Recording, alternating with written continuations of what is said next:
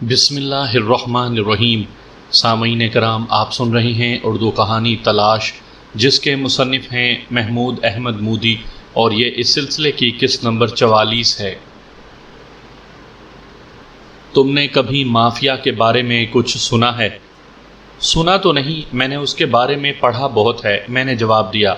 بہت خوب، اس نے ایک گھونٹ بھر کر کہا، تو پھر تمہیں اس تنظیم کی طاقت، ہیبت اور وسعت کا بھی اندازہ ہوگا، لیکن وہ محض اندازہ ہی ہوگا، حقیقت سے آگاہی نہیں۔ اٹلی سے یہ تنظیم اٹھی تھی، اور جس طرح اس نے امریکہ، انگلینڈ، فرانس اور چند ایک یورپی ممالک میں پنجے گاڑے ہیں، اس کا کچھ تمہیں علم ہی ہوگا، اور یہ بھی تم پڑھ چکے ہوگے کہ ترقی یافتہ ممالک اس نظام کے سامنے کس طرح بے بس ہو چکے ہیں۔ تمہیں معلوم ہی ہے کہ ترقی یافتہ ممالک میں قانون کی بالادستی کا نظام ہی اس تنظیم کے لیے امرت بن گیا۔ ترقی یافتہ ممالک میں کسی جرم کے ثبوت کے بغیر تو بڑے سے بڑا لاٹ صاحب بھی کسی غریب سے غریب آدمی کو نہیں پکڑ سکتا۔ اپنے ہندوستان والا حساب تو ہے نہیں کہ غریب آدمی دیکھا تو سپاہی نے بھی 4 جھانپڑ رسید کر دیے، یا پھر تفتیش کی زد میں آیا تو تھانے سے ہاتھ پاؤں توڑوا کر نکلا۔ وہاں تو پولیس ربڑ کے پائپ سے کسی بہت ہی خطرناک اور سخت جان مجرم سے کچھ اگلوانے کے لیے 2-4 ضربیں لگا دیتی تھی، تو اب اسے بھی وحشیانہ اور غیر انسانی تشدد قرار دے کر ختم کروا دیا گیا۔ قانون کی اس بالادستی سے جہاں ان ملکوں نے بے پناہ ترقی کی ہے، وہیں اس قسم کی لچک کی آڑ میں ہی در حقیقت مافیا پروان چڑھی ہے۔ وہ جام سے گھونٹ بھرنے کے لیے خاموش ہو گیا۔ یہ سب کچھ تو مجھے معلوم ہے، میں نے کہا، میں محض یاد دہانی کے طور پر بتا رہا ہوں۔ وہ مسکرایا، اور ابتدا سے اصل موضوع پر آ رہا ہوں۔ تمہیں یہ بھی معلوم ہوگا کہ اس تنظیم کا نظام بالکل اسی طرح چلتا ہے جس طرح حکومت برطانیہ کا نظام اس وقت چلتا تھا جب اس کی سلطنت پر سورج غروب نہیں ہوتا تھا، یعنی دنیا کے ایک سرے سے دوسرے سرے تک نہ جانے کتنے ملکوں پر اس کی عملداری تھی۔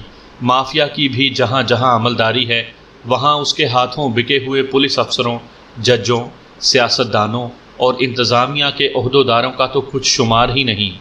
باقاعدہ کارکنوں کے علاوہ ہر علاقے کا انتظام چلانے کے لیے ایک بہت ہی سربراہ قسم کا خاندان مقرر ہوتا ہے، جس کا کوئی خاص نام نہیں ہوتا، اسے بس فیملی کہا جاتا ہے۔ فیملی ہی میں سے ایک شخص مافیا کو علاقائی طور پر قانونی حکمت عملی کے مطابق چلاتا ہے۔ اس شخص کا بھی بظاہر کوئی خاص عہدہ نہیں ہوتا، اسے بس کونسلر کہا جاتا ہے۔ بظاہر فیملی بڑی عزت و آبرو کی زندگی بسر کرتی ہے، اور ان سے زیادہ حلیم الطبع اور پابند قانون شہری بڑی مشکل سے دیکھنے کو ملتے ہیں۔ یہ بھی مجھے معلوم ہے، میں نے کہا۔ نئی بات میں تمہیں اب بتانے لگا ہوں، احسان مرزا نے کہا، اور تپائی کے قریب آ کر اپنے لیے نیا جام تیار کرنے لگا۔ نئی بات یہ ہے کہ ہندوستان میں بھی فیملی کا تقرر ہو گیا ہے۔ نہیں، میں اچھل پڑا، یہ کیسے ممکن ہے؟ 7 سمندر پار! برطانوی سرکار بھی 7 سمندر پار اور نہ جانے کن کن صحراؤں کے پار، اور تاریخ بر اعظم افریقہ کے بھی نہ جانے کن کن دور افتادہ گوشوں میں اپنے زیر نگی ملکوں کا نظام چلایا کرتی تھی۔ احسان مرزا نے میری بات کاٹ کر کہا، اور جام تیار کر کے ایک بار پھر ٹہلنے لگا۔ اس لیے مافیا جیسی تنظیم کے لیے بھی یہاں فیملی کا تقرر کر دینا کوئی مشکل کام نہیں۔ جس طرح انگریز ہندوستان کو سونے کی چڑیا سمجھ کر دوڑا آیا تھا، اسی طرح مافیا کو بھی اپنے نقطۂ نظر سے یہ ملک سونے کی چڑیا ہی لگا ہوگا، اور اس نے دیکھا ہوگا کہ جرم کے فروغ کے لیے یہاں کی فضا بڑی سازگار اور زمین بڑی زرخیز ہے، اس لیے اس کے پنجے یہاں تک پہنچ گئے ہیں۔ اب مسئلہ یہ ہے کہ فیملی کا سب سے پہلا کام ہوتا ہے کہ سب سے پہلے وہ ان لوگوں کو تباہ کر کے رکھ دے جو جرائم کی دنیا میں اس کی برابری کر سکتے ہوں، یا اس کی آنکھوں میں آنکھیں ڈال کر کھڑے ہو سکتے ہوں۔ قانونی اداروں کو ہموار کرنے کی طرف وہ بعد میں توجہ دیتے ہیں۔ اس حکمت عملی کے مطابق فیملی کی نظر سب سے پہلے تم پر پڑی ہے، میں نے خیال ظاہر کیا۔ تم بالکل صحیح سمجھے، احسان مرزا بولا۔ میری سلطنت پر بڑے بھرپور انداز میں چاروں طرف سے حملے کیے جا رہے ہیں۔ میرے بہترین آدمیوں کو چن چن کر مارا جا رہا ہے، میرا مال لوٹا جا رہا ہے، میری بوٹس ڈبوئی جا رہی ہیں۔ میری جگہ کوئی دوسرا ہوتا تو مافیا کی دہشت سے ہی ملک چھوڑ کر بھاگ چکا ہوتا، لیکن میں ڈٹا ہوا ہوں، اور آخری دم تک ڈٹا رہوں گا۔ اس مخاصمت کے سلسلے میں تصادم کے جو واقعات قانونی اداروں کے علم میں ہیں، ان میں ان کا کردار کسی قدر لا تعلقی کا سا ہے۔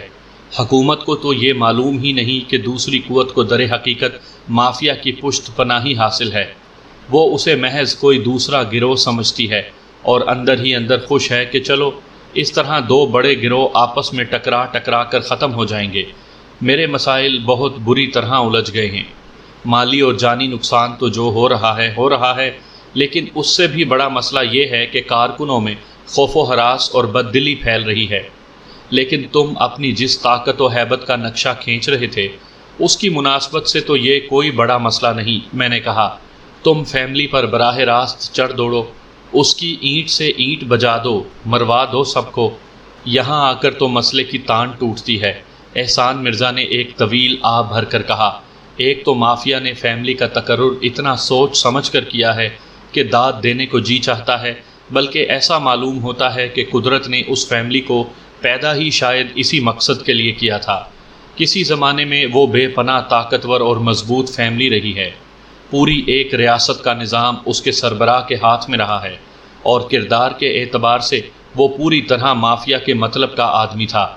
میں بھی بہت برا آدمی ہوں، لیکن اس کی تو شاید پچھلی 7 پشتوں میں بھی کوئی اچھائی کسی کو چھو کر نہیں گزری۔ بہرحال میرے لیے یہ بھی کوئی اتنا اہم مسئلہ نہیں تھا کہ فیملی بہت طاقتور ہے اور اس کے پیچھے مافیا ہے۔ میں اس کے باوجود چڑ کر شاید کچھ نہ کچھ کر گزرتا، لیکن فیملی صرف طاقتور ہی نہیں، بلا کی مکار بھی ہے۔ اسے میری قوت کا اندازہ تھا، لہٰذا عملی طور پر میدان جنگ گرم کرنے سے پہلے اس نے بعض ضروری انتظامات مکمل کیے، اور ترقی یافتہ ملکوں میں سرگرم عمل مافیا کی فیملیز کے برعکس یہ فیملی ایک طرح سے انڈر گراؤنڈ چلی گئی۔ کہلانے کو تو یہ فیملی ہی کہلاتی ہے، لیکن در حقیقت یہ صرف 2 باپ بیٹا ہیں۔ میں ان دونوں کو اس وقت سے اچھی طرح جانتا ہوں جب انہیں فیملی کا اعزاز نہیں ملا تھا، لیکن کچھ عرصہ پہلے یہ دونوں میری نظروں سے یوں اوجھل ہو گئے ہیں گویا کبھی دنیا میں تھے ہی نہیں۔ اب مجھے یہ سب کچھ معلوم ہے کہ مافیا کی فیملی کون سی ہے، لیکن مجھے یہ نہیں معلوم کہ وہ ہے کہاں۔ میں اس کا کچھ نہیں بگاڑ سکتا۔ ان کا جو آدمی بھی ہمارے ہاتھ لگا ہے، اس پر تشدد کر کے کچھ معلوم کرنے کی کوششیں اب تک بے سود رہی۔ مافیا کے نظام میں اس قسم کے سکم کی گنجائش نہیں ہوتی۔ البتہ مافیا کی طرف سے مجھے پیغام مل چکا ہے کہ مجھے تباہ و برباد کر کے ایک روز سیمنٹ کے پائپ میں لٹکا کر دونوں طرف کنکریٹ بھر کے سمندر میں پھینک دیا جائے گا۔ اگر میں امریکہ میں ہوتا تو اب تک ایسا کیا بھی جا چکا ہوتا۔ بہرحال مجھے اپنے انجام کے لیے تیار رہنا چاہیے۔ میری سلطنت بکھرنے اور میرے ٹھکانے لگ جانے کے بعد فیملی منظر عام پر آ جائے گی، اطمینان سے حکومت کرے گی اور مافیا کے پاؤں ہندوستان میں بھی خوب مضبوط کر لے گی۔ آخر وہ فیملی ہے کون سی؟ میں نے پوچھا۔ نواب شرافت علی خان اور اس کا سب سے بڑا بیٹا۔ احسان مرزا نے ہوا میں کسی غیر مرئی چیز کو دیکھتے ہوئے سرگوشی کی۔ نواب شرافت علی خان؟ میرے حلق سے سرسراتی ہوئی سی آواز نکلی اور میں بے اختیار اٹھ کھڑا ہوا۔ مجھے احساس ہوا کہ احسان مرزا مجھے عجیب سی نظروں سے دیکھ رہا ہے۔ ظاہر ہے اسے مجھ سے اس قسم کے رد عمل کی توقع نہیں تھی، کیونکہ اس کے خیال میں کسی بھی بات پر حیران یا خوف زدہ ہونے والا انسان نہیں تھا، اور پھر اس کی توقع کے مطابق تو نواب شرافت علی کا نام میرے لیے اجنبی ہی ہونا چاہیے تھا، لیکن اسے کیا معلوم تھا کہ یہ نام میرے لیے کیا معنی رکھتا ہے۔ تاہم میں نے حتی الامکان پھرتی سے دوبارہ بیٹھتے ہوئے پوچھا، کیا نام بتایا تم نے؟ نواب شرافت علی، احسان مرزا نے جواب دیا۔ اوہ! میں نے مصنوعی اطمینان کا اظہار کرتے ہوئے ایک گہری سانس لی۔ میں سمجھا تھا کہ تم نے نواب سلامت علی کا کہا ہے، اسی لیے مجھے حیرت ہوئی تھی، کیونکہ نواب سلامت علی میرے ایک دوست کے والد تھے، لیکن وہ تو بے حد شریف آدمی تھے، اور ویسے بھی وہ اب اس دنیا میں نہیں ہیں۔ اوہ! احسان مرزا خوش دلی سے مسکرایا۔ میں نے اپنے تاثرات پر بہت جلد قابو پایا تھا، ورنہ وہ چونک ہی گیا تھا۔ جب سے میں نے اپنے جذبات و احساسات پر قابو رکھنے کی مشق شروع کی تھی، یہ پہلا موقع تھا کہ میرا رد عمل اتنا واضح ہو گیا تھا۔ بہرحال بات بن ہی گئی تھی۔ میں نے ذہن پر زور دینے کی اداکاری کرتے ہوئے کہا، ویسے میں غائبانہ طور پر نواب شرافت علی کو بھی جانتا ہوں، لیکن میری معلومات کے مطابق تو وہ بہت بڑا نواب ہے، بہت بڑی جاگیر کا مالک ہے، بے پناہ دولت ہے اس کے پاس، اسے بھلا مافیا کا اعلی کار بننے کی کیا ضرورت تھی؟ تمہارا یہ سوال بڑا اہم ہے اور مجھے قدر تفصیل سے اس کا جواب دینا ہوگا تاکہ پس منظر تمہارے ذہن میں محفوظ رہے۔ احسان مرزا نے جام سے ایک بڑا سا گھونٹ بھرنے کے بعد گلاس رکھتے ہوئے کہا، سب سے پہلی بات تو یہ ہے کہ نواب شرافت علی جتنا بڑا زمیندار ہے، یا یوں کہو کہ جتنا بڑا زمیندار تھا، اتنا ہی بڑا اس کا خاندان ہے۔ اس کی غیر شرعی بیویوں کا تو کوئی شمار ہی نہیں تھا، تاہم اس کی شرعی بیویوں کی تعداد بھی کچھ کم نہیں تھی، جن میں سے بہت سی بیویوں کو وہ 32 روپے 8 آنے حق مہر دے کر طلاق بھی دے چکا تھا۔ لیکن بہت سی عورتیں نمایاں یا بڑے خاندانوں سے بھی تھیں، یا بعض ویسے ہی اچھے شرائط پر نواب سے بیائی گئی تھیں۔ غرض یہ کہ اس طرح نواب کی اولاد کا سلسلہ بھی گویا لامحدود سا ہی ہے۔ ادھر سرکار نے جب زرعی اصلاحات کا غوغا مچایا اور بڑی جاگیریں ضبط ہونے کی افواہ گرم ہوئی، تو نواب نے جاگیریں اور جائیداد تقسیم کر کے بقدر حصہ اپنی اولادوں کے نام کرنی شروع کر دی۔ اس سلسلے میں اس کے بعض سرکش بیٹوں اور بیگمات کا دباؤ بھی اس پر کافی عرصے سے بڑھ رہا تھا۔ جاگیر وغیرہ تقسیم ہونے کے بعد نواب کی حالت کچھ ایسی ہی ہو گئی تھی جیسے ہاتھی سکڑ کر چوہا بن گیا ہو۔ حالانکہ روپے پیسے کی اب بھی اس کے پاس کوئی کمی نہیں آئی تھی، لیکن وہ جو ایک ہوس ہوتی ہے نا، بڑے بڑے خطوں پر حکومت کرنے کی، بڑے بڑے علاقوں کا حاکم کہلانے کی، وہ انسان کو قناعت نہیں کرنے دیتی۔ یہی ہوس قبل از تاریخ کے دور سے بادشاہوں کو دوسرے ملکوں پر چڑھائی کرنے پر اکساتی رہی، اور یہی ہوس درجہ با درجہ نچلی سے نچلی سطح تک کسی نہ کسی روپ میں موجود رہتی ہے۔ ایک تو اس ہوس نے نواب شرافت علی کو بے چین رکھا ہوگا، اور مافیا کی فیملی کے طور پر تقرر کی پیشکش سن کر اس کی رال ٹپک پڑی ہوگی، کیونکہ فیملی بننے کا مطلب بھی ایک الگ ہی انداز سے اقتدار حاصل ہونا ہے، اور اس کے ساتھ ہی بے اندازہ دولت کا دریا بھی بہتا چلا آتا ہے۔ فیملی کے اشارے پر بڑے بڑے کام ہونے لگتے ہیں، وہ سیاست پر بھی اثر انداز ہوتی ہے، اور یہ میں پہلے بھی ذکر کر چکا ہوں کہ شرافت علی مزاجن مافیا کا آدمی ہے۔ اس سے شاید زندگی میں کبھی بھول کر بھی کوئی اچھا کام سرزد نہیں ہوا۔ مثلاً اس کے مقابلے میں میں خود بھی بہت برا آدمی ہوں، میں جو کچھ بھی بنا ہوں بہت برے پیشے سے بنا ہوں، لیکن کبھی کبھی جیسے خود بخود ہی اندر سے کوئی نیکی پھوٹ پڑتی ہے۔ خود شناسی سے قطع نظر بتا رہا ہوں کہ میرا ہر بڑے شہر میں کسی نہ کسی نام سے کوئی ٹرسٹ قائم ہے، جس کی آمدنی سے بیواؤں کو وظیفے ملتے ہیں، غریب طالب علموں کی فیسیں ادا ہوتی ہیں۔ ایسے ہی ایک ٹرسٹ کی آڑ میں میں نے بمبئی میں کئی سال پہلے 800 نہایت سستے فلیٹس ان لوگوں کے لیے بنوائے تھے جو فٹ پاتھوں پر رہائش پذیر تھے۔ یہ خیال شاید مجھے اس لیے آیا تھا کہ میں بھی فٹ پاتھ پر پیدا ہوا تھا۔ بہرحال حکومت نے سب سے پہلا کام یہ کیا تھا کہ اس پروجیکٹ کے رفاہی پہلو کی طرف دھیان دیے بغیر اس پر تمام مروجہ ٹیکس لگا دیے تھے۔ بہرحال میں یہ مثال اس لیے دے رہا ہوں کہ مجھ جیسے گناہ گاروں سے بھی کوئی نہ کوئی اچھا کام سرزد ہو ہی جاتا ہے، لیکن میں نہایت وثوق سے کہہ سکتا ہوں کہ نواب شرافت علی سے کوئی اچھائی غلطی کے طور پر بھی سرزد نہیں ہو سکتی۔ نواب کی شریف اولادیں اپنے اپنے حصے لے کر ادھر ادھر بکھر چکی ہیں۔ اس کے کچھ بیٹے بیٹیاں دوسرے ملکوں میں رہائش اختیار کر چکے ہیں۔ بہرحال ہمیں شریف اولادوں سے کوئی غرض نہیں۔ فساد کی جڑ نواب اور اس کا بڑا بیٹا ہے۔ وہ تمام دھندے جو مافیائیں کرتی ہیں ان کی سربراہی میں ہو رہے ہیں۔ ان کے بہت سے آدمی میرے آدمیوں کے ہاتھوں اور ہمارے بہت سے آدمی ان کے آدمیوں کے ہاتھوں مارے جا چکے ہیں۔ گینگ وار چلتی رہتی ہے۔ ہندوستان میں اب زیر زمین دنیا میں ہم دو ہی بڑی طاقتیں ہیں، اور ہم میں چونکہ اتحاد ہو نہیں سکتا، اس لیے ہم میں سے کوئی ایک ہی باقی رہے گا۔ میرا ایک مسئلہ یہ بھی ہے کہ میرے پاس لڑاکے تو بہت اونچے درجے کے موجود ہیں، لیکن ذہین آدمیوں کی میرے پاس سخت کمی ہے۔ ایسے لوگ جو سربراہی کر سکیں، سربراہی صرف مجھے ہی کرنا پڑتی ہے۔ شروع ہی سے میں نے اپنا نظام کچھ ایسا بنایا تھا کہ چھوٹے سے چھوٹا معاملہ بھی میری نظر سے گزرے بغیر سر انجام نہ پائے۔ یہی نظام اب میرے لیے تکلیف دہ ثابت ہو رہا ہے۔ تنہا میری ذات اب تمام محاذ پر لڑنے کے لیے ناکافی ثابت ہو رہی ہے۔ دوسری بات یہ کہ اگر اسی رفتار سے میرے آدمی مرتے رہے تو میرے پاس جو کام کے آدمی ہیں وہ بھی رفتہ رفتہ میرا ساتھ چھوڑ کر فرار ہونے لگیں گے۔ ان مسائل میں گھرا ہوا ہوں میں۔ وہ میری طرف دیکھ کر عجیب مجبور سے انداز میں مسکرا دیا۔ اس لیے مجھے تم جیسے ایک ساتھی کی ضرورت شدت سے محسوس ہوتی ہے۔ وہ خاموش ہو گیا اور اپنے لیے نیا جام تیار کرنے لگا۔ کیا تمہارے خیال میں محض میرا ساتھ مل جانے کے بعد تمہارے حالات میں انقلاب آ جائے گا؟ میں نے پوچھا۔ ہاں، اتنا مجھے یقین ہے، اس نے گہری سنجیدگی سے کہا۔ میرے وجدان نے مجھے کبھی دھوکہ نہیں دیا۔ میں ہنس دیا، لیکن وہ بدستور سنجیدہ رہا۔ پھر اس نے جام اٹھاتے ہوئے میری طرف دیکھا۔ کیا کہتے ہو؟ وہ اپنی آنکھوں کو ہر جذبے سے آری رکھنے کی پوری کوشش کر رہا تھا، لیکن آنکھیں بڑی چغل خور ہوتی ہیں۔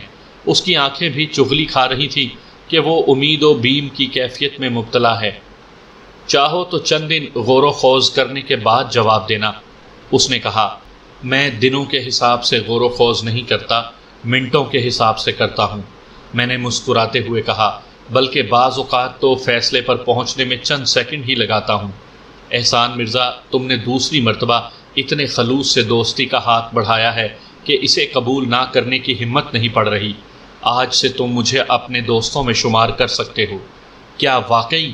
اس کی چھوٹی چھوٹی آنکھیں پھٹی کی پھٹی رہ گئیں اور اس نے جام شیشے کی تپائی پر تقریباً پٹخ دیا۔ میں نے اسبات میں سر ہلایا تو وہ چیخ مار کر اچھلا اور کمرے کے وسط میں جا کودا۔ انداز ویسا ہی تھا جیسا میں نے سوئمنگ پول پر دیکھا تھا۔ اس کی چیخ قطعی غیر انسانی لگتی تھی اور چھلانگ وہ بندر ہی کسی پھرتی سے لگاتا تھا۔ پھر وہ محاورتاً نہیں حقیقتاً ناچنے لگا۔ یہ عجیب سا رقص تھا، افریقی قبائلیوں جیسا۔ سختی سے مٹھیاں بھینچے وہ بازوؤں کو مجنونانہ انداز میں جھٹکے دے رہا تھا اور اچھل اچھل کر دونوں پاؤں زور زور سے زمین پر مار کر نیم دائرے میں گھوم رہا تھا۔ بلا شبہ وہ ایک عجیب و غریب آدمی تھا۔ جذبات کا اظہار یا تو سرے سے کرتا ہی نہیں تھا، اور اگر کرتا تھا تو اتنا بے ساختہ اور بھرپور کہ دیکھنے والے کا خون بھی گرما جاتا تھا۔ پھر وہ ہنستے ہنستے بے حال ہو گیا اور قالین پر لوٹنے لگا۔ اس کے مختصر سے چہرے پر نسیں یوں ابھر آئی تھیں، مجھے اندیشہ محسوس ہونے لگا تھا کہ کوئی نس پھٹ ہی نہ جائے۔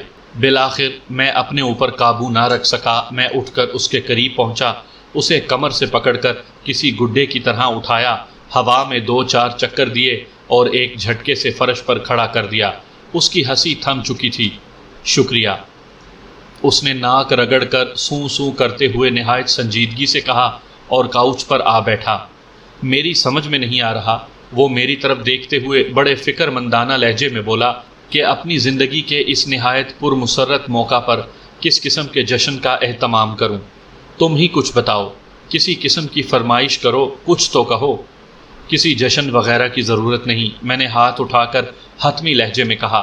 یہ کوئی فلمی سچویشن نہیں ہے، ہمیں صرف کام کی بات کرنی چاہیے۔ یہ بتاؤ، کیا تمہارے پاس دشمنوں کا کوئی بھی سراغ نہیں؟ ایک سراغ ہے تو صحیح، وہ گاؤن کی جیبوں میں ہاتھ ٹھونستے ہوئے بولا، لیکن پوری طرح یقین نہیں کہ وہ کوئی سراغ ہے بھی یا نہیں۔ پھر بھی بتاؤ تو صحیح، میں نے کہا۔ بتانے سے پہلے تمہیں کچھ دکھانا پڑے گا، وہ اٹھتے ہوئے بولا۔ میرے ساتھ آؤ۔ اس کمرے سے نکل کر اس کی رہنمائی میں ایک اور کمرے تک پہنچا۔ کمرے میں داخل ہو کر احسان مرزا نے دروازہ بند کر دیا۔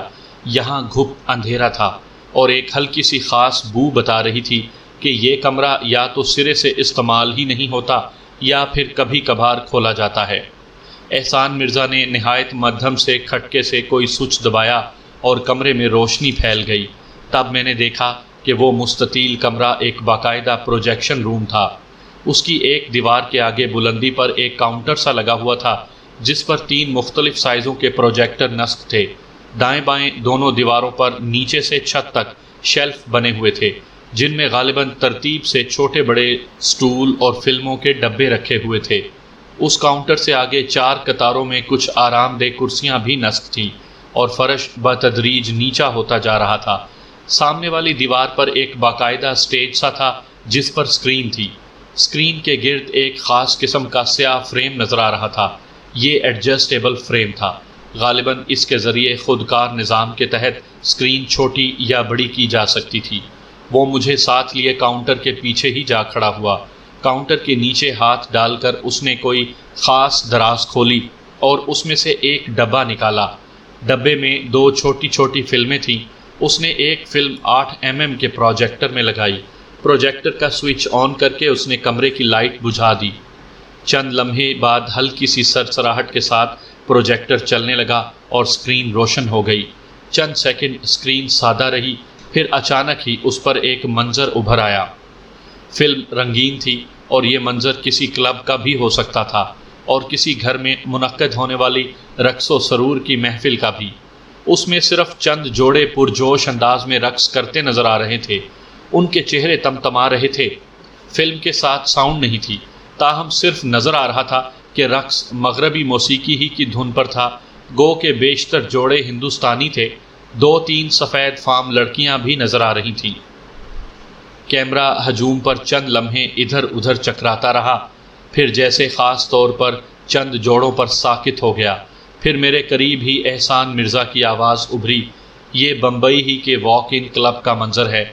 ان جوڑوں کے وسط میں نیلے سوٹ میں جو نوجوان پیلے اسکرٹ والی ایک دیسی لڑکی کے ساتھ رقص کر رہا ہے، اسے غور سے دیکھنا۔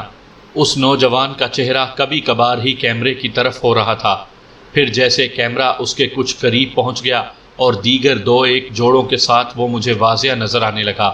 وہ نیلی آنکھوں اور بھورے بالوں والا ایک دراز قد اور وجیح نوجوان تھا۔ لڑکیاں بلا شبہ اس پر مرتی ہوں گی۔ اس کی ہم رقص قد میں اس سے کہیں چھوٹی تھی، لیکن شاید اس کا بس نہیں چل رہا تھا کہ اس کے گلے میں جھول ہی جائے۔ وہ پارے کی طرح تھرک رہی تھی۔ سب جوڑے رقص اور اپنے ہم رقص میں مگن تھے۔ دفعتاً اس نوجوان نے دزدیدہ سی نظروں سے ادھر ادھر دیکھا، پھر آنکھوں ہی آنکھوں میں اپنی ہم رقص کو کوئی اشارہ کیا۔ وہ مخمور سے انداز میں مسکرائی، پھر وہ دونوں رقص کرتے ہوئے جوڑوں کے درمیان سے راستہ بناتے ہوئے غیر محسوس طور پر بھیڑ سے نکل گئے۔ وہ سیڑھیوں کی طرف جا رہے تھے اور کیمرہ ان کا تعاقب کر رہا تھا۔ پھر فلم میں چند سیکنڈ کا وقفہ آیا، پھر جیسے کیمرے کے سامنے کوئی جالی سی آئی جو جلد ہی ہٹ گئی۔ وہ دونوں ایک بار پھر کیمرے کے سامنے تھے اور دونوں پر گویا شیطان سوار تھا، مگر پھر وہ ایک طرف کو مڑے اور کیمرے کی زد سے نکل گئے۔ کیمرے نے ادھر ادھر تھوڑی سی حرکت کی، چند چیزیں اس کی زد میں آئیں جن سے اندازہ ہوتا تھا کہ وہ کہیں بلندی سے کسی کمرے کا منظر گرفت میں لینے کی کوشش کر رہا تھا، مگر کوئی رکاوٹ درمیان میں حائل تھی۔ بالآخر سکرین تاریک ہو گئی۔ اس نوجوان کی صورت ذہن نشین ہو گئی ہے نا؟ احسان مرزا نے پوچھا۔ ہمیشہ کے لیے، میں نے جواب دیا۔ اب ذرا یہ دوسری فلم دیکھو۔ اس نے پروجیکٹر کے بلب کی مدھم روشنی میں ہی فلم تبدیل کی۔ اس بار 8 mm کی چھوٹی سی سکرین پر جو فلم شروع ہوئی وہ بلیک اینڈ وائٹ تھی۔ پہلے چند ٹنڈ منڈ درخت دکھائی دیے جن پر برف جمی ہوئی تھی، پھر اچانک ہی کیمرہ کسی لمبے اور تاریک سے حال میں پہنچ گیا۔ یہ حال کسی خانقاہ سے مشابہ تھا۔ اس کی دیواروں پر مشعلیں روشن تھیں۔ یہ حال لوگوں سے کھچا کھچ بھرا ہوا تھا۔ کچھ 2 زانو بیٹھے تھے اور کچھ اکڑوں۔ ان کے سروں پر مختلف بناوٹ کی اونی یا فر کی ٹوپیاں تھیں۔ ان کے لباسوں کا کچھ اندازہ نہیں ہو رہا تھا۔ مجموعی طور پر وہ حلیے سے پٹھان معلوم ہوتے تھے، لیکن پٹھان تھے نہیں۔ ان میں سے جتنی بھی شکلیں واضح نظر آئیں وہ نیپالی صورتیں معلوم ہوتی تھیں۔ کیمرہ ان پر سے ہوتا ہوا ایک بہت بڑے اسٹیج نما حصے پر جا ٹھہرا۔ اسٹیج پر 2 بڑی بڑی انگیٹھیاں روشن تھیں جن سے کثیف سا دھواں اٹھ رہا تھا۔ ان کے درمیان 2 پستہ قد لیکن تناسب اور خوبصورتی کے سانچے میں ڈھلی ہوئی 2 لڑکیاں ہاتھوں میں تھال اٹھائے سر جھکائے کھڑی تھیں۔ ان کے جسموں پر منی اسکرٹ سے مشابہ سفید لبادے تھے جو بظاہر بغیر سلے ہی معلوم ہوتے تھے۔ ان کے کھلے بال شانوں پر بکھرے ہوئے تھے۔ ان کے درمیان ایک شخص زمانہ غار کے سے انسانوں کا ریچھ کی کھال کا مختصر سا لباس پہنے آلتی پالتی مارے بیٹھا تھا۔ اس کا سر اور شاید بھویں بھی منڈی ہوئی تھیں اور اس کے گول مٹول چہرے پر بڑی بڑی سرخ آنکھیں کچھ زیادہ ہی نمایاں نظر آتی تھیں۔ بالوں سے بے نیاز اس کا بڑا سا گھٹا ہوا سر اور سفید سفید سا چہرہ کسی بھی بہت بڑے انڈے سے مشابہ نظر آ رہا تھا۔ اس کا جسم کثرتی اور چوڑا چکلا تھا۔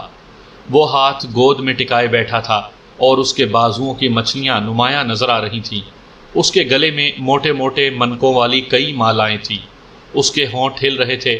دھیرے دھیرے اس کے ہونٹوں کی حرکت میں تیزی آتی گئی اور ان کے گوشوں سے کف سا بہنے لگا۔ پھر اس نے بڑے جوشیلے انداز میں بازو ہلا کر سوالیہ نظروں سے حاضرین کے ہجوم کی طرف دیکھا۔ کیمرہ ہجوم کی طرف مڑا، لوگ جوش و خروش سے بازو ہلا کر کچھ کہہ رہے تھے۔ انداز کسی کی تائید میں نعرے لگانے کا سا تھا۔ ان میں سے کچھ اٹھ بھی کھڑے ہوئے تھے۔ کیمرہ ایک بار پھر سٹیج کی طرف مڑ گیا۔ وہ شخص مشفقانہ انداز میں دونوں بازو ہلا ہلا کر انہیں بیٹھ جانے کا اشارہ کر رہا تھا۔ پھر غالباً اس خانقاہ نما حال میں سکوت چھا گیا اور وہ سر مڈا آنکھیں بند کر کے یوں دائیں بائیں سر ہلانے لگا جیسے وجد میں آ رہا ہو۔ اس کے دائیں بائیں دونوں لڑکیاں جو بتوں کی طرح ساکت کھڑی تھیں، دھیرے دھیرے جیسے ان میں جان پڑنے لگی۔ پہلے انہوں نے تھرکنا شروع کیا، پھر وہ باقاعدہ رقص کرنے لگی۔ اس دھندلی سی بلیک اینڈ وائٹ فلم کی صورت میں بھی یہ رقص دیکھ کر میرے جسم میں چیونٹیاں سی دوڑنے لگیں۔ تھال اب بھی لڑکیوں کے ہاتھ میں تھے، کبھی وہ اسے دائیں ہاتھ پر ٹکا لیتی تھیں اور کبھی بائیں ہاتھ پر۔ ان میں سے بار بار کسی چیز کی مٹھی بھر بھر کر وہ حاضرین کی طرف اچھالتی جا رہی تھی۔ نہ جانے کیا چیز تھی، اسکرین پر چنوں سے مشابہ نظر آ رہی تھی۔ فلم یکلخت ختم ہو گئی۔ احسان مرزا نے پروجیکٹر بند کیا، لائٹ آن کی اور میرا ہاتھ تھام کر کاؤنٹر کے عقب سے نکل آیا۔ چند لمحے بعد ہم دوبارہ اسی کمرے میں آ گئے جہاں پہلے بیٹھے تھے۔ احسان مرزا نے اپنا وہی جام اٹھا لیا جو اس نے خوشی سے میز پر پٹخ دیا تھا اور جو آدھے سے زیادہ چھلک چکا تھا۔ میں بیٹھ چکا تو اس نے ایک گھونٹ حلق سے اتارتے ہوئے پوچھا، ان دونوں فلموں میں تمہیں سب سے خاص بات کیا نظر آئی؟ یہی کہ بمبئی کے ایک ماڈرن کلب میں 3 پیس سوٹ پہن کر رقص کرنے والا اور زمانہ غار کے انسانوں کی طرح کھال لپیٹ کر سٹیج پر بیٹھا ہوا وہ شخص ایک ہی ہیں۔ میں نے جواب دیا، بہت خوب۔ وہ اپنی ران پر ہاتھ مار کر تقریباً چلا اٹھا، تم بلا شبہ ایک بے مثال انسان ہو۔ اس حقیقت کو شاید ہی کوئی محسوس کر پاتا۔ رنگین فلم تقریباً 4 سال پہلے کی ہے اور بلیک اینڈ وائٹ فلم 1 سال سے زیادہ پرانی نہیں۔ صحیح عرصے کا تعین بہرحال نہیں کیا جا سکتا۔ یہ فلمیں مجھ تک کیسے پہنچی یا کیوں اور کیسے بنائی گئی تھی، یہ ایک علیحدہ اور طویل کہانی ہے جسے ہم فی الحال نہیں چھیڑیں گے۔ رنگین فلم میں تم نے جس سوٹڈ بوٹڈ نوجوان کو دیکھا ہے اس کا نام حشمت علی خان ہے۔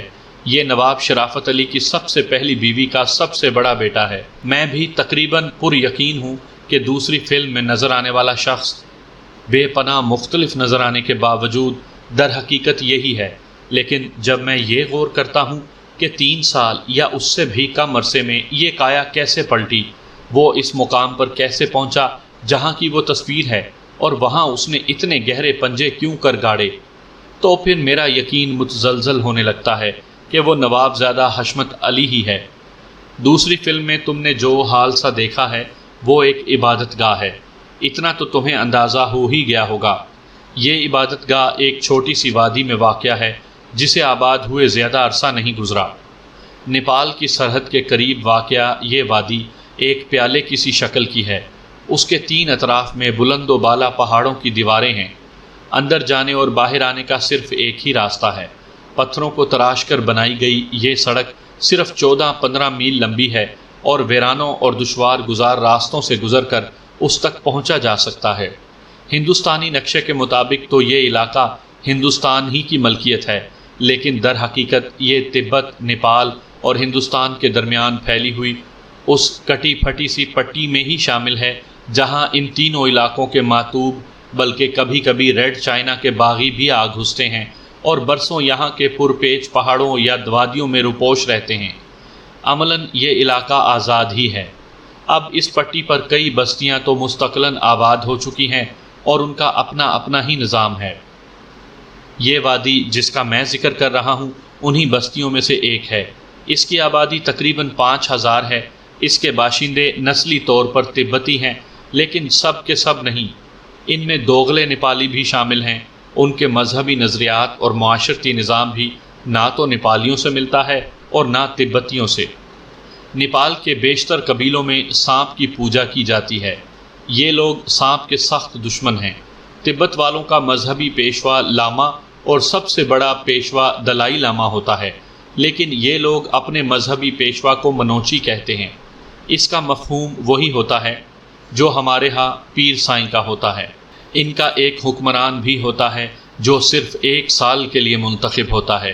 وہ انہی میں سے کوئی معتبر اور عمر رسیدہ شخص ہوتا ہے، اسے پائی کہا جاتا ہے، اور اسے ہمارے قبائلی جرگوں سے مشابہ ایک کونسل منتخب کرتی ہے، لیکن وہ برطانیہ کی ملکہ کی طرح محض دکھاوے کا سردار ہوتا ہے۔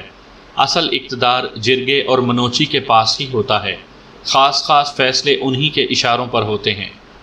یہ تو تم سمجھ ہی چکے ہوگے کہ حشمت علی ان کا منوچی بنا بیٹھا ہے، اور اس کا باپ نواب شرافت علی ان لوگوں کا پائی بنا بیٹھا ہے۔